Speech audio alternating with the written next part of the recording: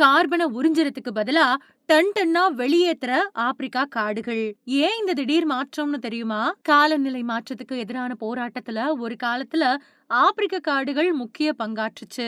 இருந்தாலும் இப்போ அது தலைகீழா மாறி அதிக கார்பன் டை ஆக்சைட வெளியிடுறதா ஆய்வுல தெரிவிக்கப்பட்டிருக்கு.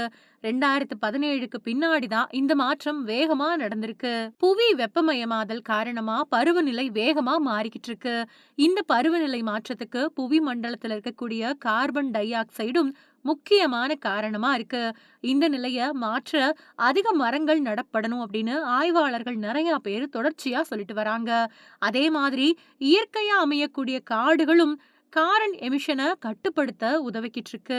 குறிப்பா அமேசான் காடுகள் இதுல நமக்கு பெரிய அளவுல உதவி பண்ணுது. ஆனா இப்போ அந்த நிலைமை தலைகீழா மாறிடுச்சு. ஆப்பிரிக்க காடுகள்ல இருந்து ஆக்சிஜனுக்கு பதிலா கார்பன் டை ஆக்சைடு அதிகமா வருதாம்.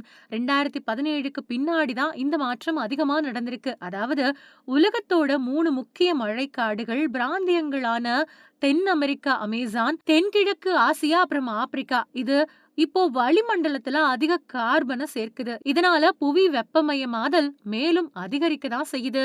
கடந்த காலங்கள்ல ஆப்பிரிக்காவோட காடுகள் ஒளிச்சேர்க்கை மூலமா வளிமண்டல கார்பன் டை ஆக்சைட உறிஞ்சி கார்பனை வெளியிட்டு இருந்துச்சு.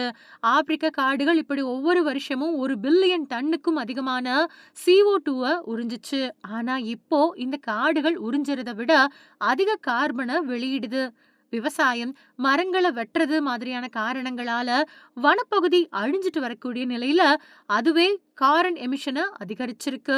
உள்கட்டமைப்பு திட்டங்கள் அப்புறம் சுரங்க வேலைகளும் தாவரங்களோட இழப்பு அப்புறம் புவி வெப்பமயமாதலை தீவிரப்படுத்தி சுற்றுச்சூழல் அமைப்புகள்ல மீள்தன்மையை குறைச்சிருக்கு அப்படின்னு ஆராய்ச்சியாளர்கள் தெரிவிக்கிறாங்க.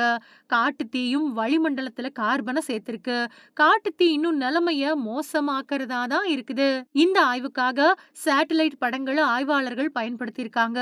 பின்னாடி எவ்வளவு கார்பன் இல்லனா கார்பன் டை ஆக்சைடு வெளியேறி இருக்கிறது அப்படிங்கறத மதிப்பிட்டாங்க. 2007ல இருந்து 2010 காலகட்டத்திலேயே ஆப்பிரிக்காவில கார்பன் அளவு அதிகரிக்க ஆரம்பிச்சிருக்கு. 2017க்கு பின்னாடி இந்த மாற்றம் அதிகரிச்சிருக்கு. ஆக்சிஜன் வெளியேற்றம் தொடர்ந்து குறைஞ்ச நிலையில கார்பன் வெளியேற்றம் பல மடங்கு அதிகரிச்சிருக்கு.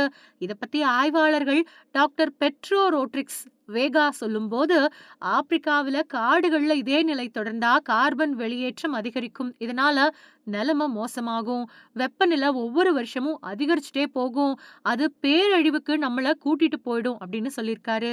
புவி வெப்பமயமாகுதல் ஒரு பெரிய பிரச்சனையா மாறிட்டு வரக்கூடிய நிலையில அதை சரி செய்ய எல்லா நாடுகளும் இணைஞ்சு பணியாற்றணும் அப்படின்னு ஆய்வாளர்கள் தொடர்ந்து வலியுறுத்திட்டே வராங்க. இருந்தாலும் அதை வெகு சில நாடுகள் மட்டும்தான் ஒத்துக்கிட்டு நிதி அளிக்கிறாங்க. உலக நாடுகள் தேவையான நடவடிக்கை எடுக்கல அப்படின்னா பேரழிவு நிச்சயம் அப்படின்னு எச்சரிக்கப்பட்டிருக்கு.